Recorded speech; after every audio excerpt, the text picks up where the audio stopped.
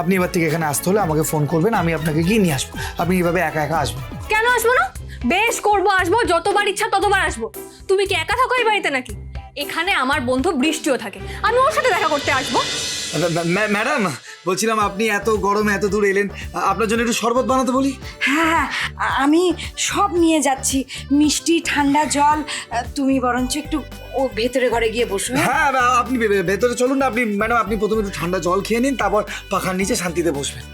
কিন্তু শুভ, ম্যাডাম আপনি আসুন আসুন আসুন, এদিকে আসুন ম্যাডাম, আসুন আসুন আসুন আসুন না ম্যাডাম, তাড়াতাড়ি আসুন। বাবা, ওইটুকু একটা পুচকে মেয়ে, তার খাতির যত্নে সবাই একেবারে উল্টে যাচ্ছে। তুই তো ভয় পুরো গুটিয়ে আছিস রে। ভয় তো পাওয়ারই কথা মা। ওই মেয়েটাকে জানলে আপনার হাত পাও থরথর করে কাঁপতো। অত ঢং না করে বলো দেখি বাবু, মেয়েটা কে? মা, উনি রাজ্যের শিক্ষামন্ত্রী বীরেন্দ্র চক্রবর্তীর মেয়ে।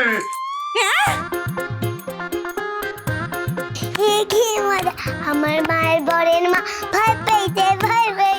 না, আজকে আমি মরবই।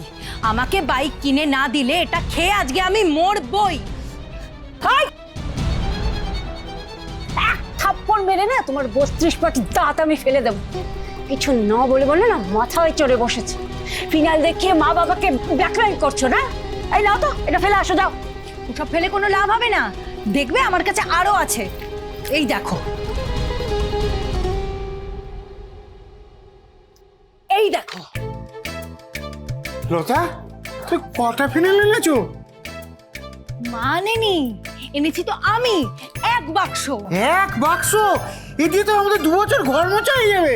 ঘর মোছা হবে কিনা জানি না বাবা, তবে এটা খেয়ে আজকে আমি আমার নিজের জীবনটাকে চিরজীবনের মতো মুছে ফেলবো। ওই, তুই কিন্তু খুব বাড়াবাড়ি করছিস। এই, তোমার মেয়েকে সামলাও তো, সামলাও। কি বলছে একটু মেনে নাও, আর আমাকে একটু মুক্তি দাও তোমরা। সারাক্ষণ ভেরি গুড, মুক্তি মুক্তি মুক্তি। তুমি মুক্তি পাবে, আমিও কোনো বায়না করব না আর কোনো জেদও করব না। তবে এর আগে আমার একটা শর্ত তোমাদের মানতে হবে।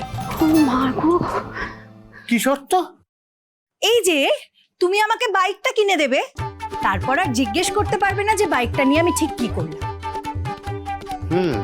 গ্যাটের টাকা খরচা করে যখন কিনেই দিচ্ছি, তখন আর জিজ্ঞাসাবাদ করে লাভ কি? আমি তো শর্তে রাজি।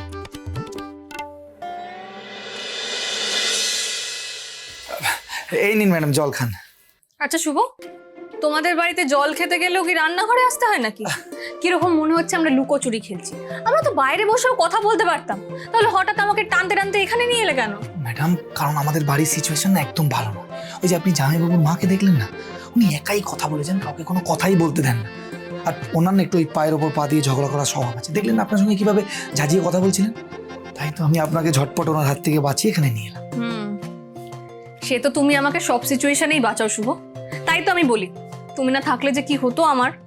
থাকবো না কেন ম্যাডাম, আমি আর কোথায় যাব? কিন্তু ম্যাডাম, আমি তো রেডি হয়ে আপনাদের বাড়িতেই যাচ্ছিলাম, আপনি হঠাৎ এখানে চলে এলেন। আর মানে কিছু লাগলে আমাকে বলে দিতেন, আমি নিয়ে আসতাম। আর আমি আপনাকে বলেছি না, এখানে আসতে হলে আপনি আমাকে ফোন করে বলবেন, আমি আপনাকে গিয়ে নিয়ে আসবো।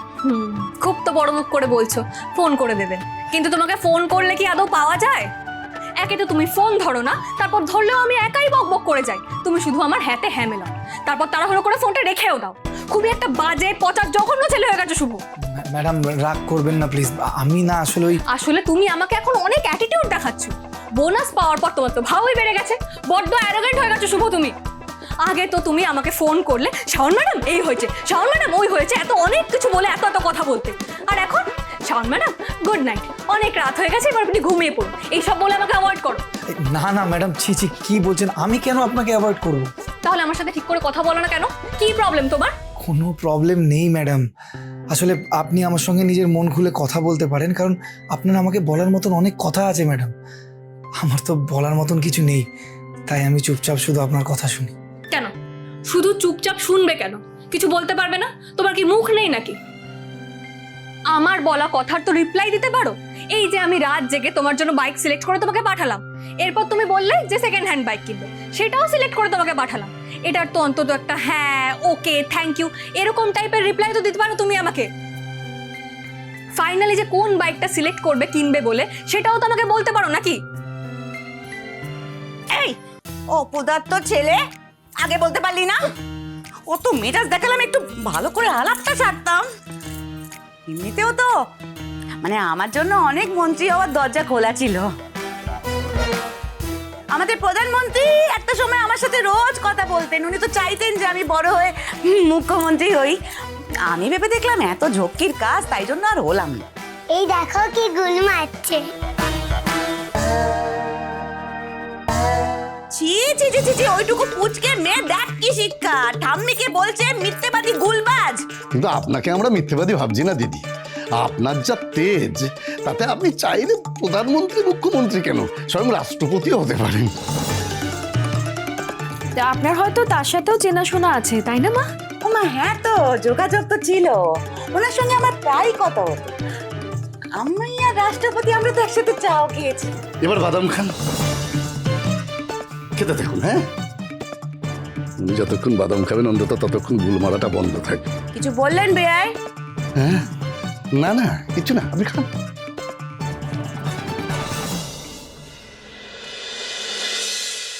একটা ব্যাপার বুঝলাম না, শিক্ষামন্ত্রী মেয়ে হঠাৎ করে এদের এই কুঁড়ে করে কেন এসছে?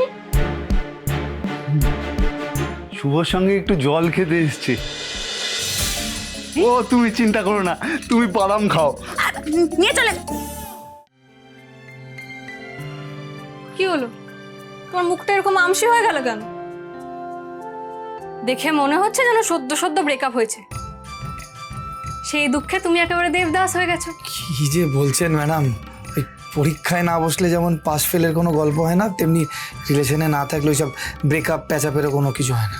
তাও ঠিক, তুমি রিলেশনে গেলে অন্তত আমাকে একবার বলতে। কি বলতে, তাই তো? হ্যাঁ ম্যাডাম, অবশ্যই বলতাম, কিন্তু এইসব প্রেম ভালোবাসা না, এসব আমার জন্য নয় ম্যাডাম। আমার এইসবে আমি কিছুই বুঝি না। যারা এসব কথা বেশি বেশি করে বলে তারাই কিন্তু লুকিয়ে লুকিয়ে প্রেম করে। হ্যাঁ, আর আমার মনে হচ্ছে তুমিও তাই করছো। কিন্তু মেয়েটাকে শুনি। না না ম্যাডাম, সত্যি কেউ নেই বললাম তো। আর ম্যাডাম আপনি ছাড়ুন তো, আপনার টপিকটা চেঞ্জ করি। কোথা থেকে কথা শুরু করেছিলাম, কোথায় চলে এলাম? আমি আপনাকে যেটা বলছি আপনি সেটা শুনুন ম্যাডাম।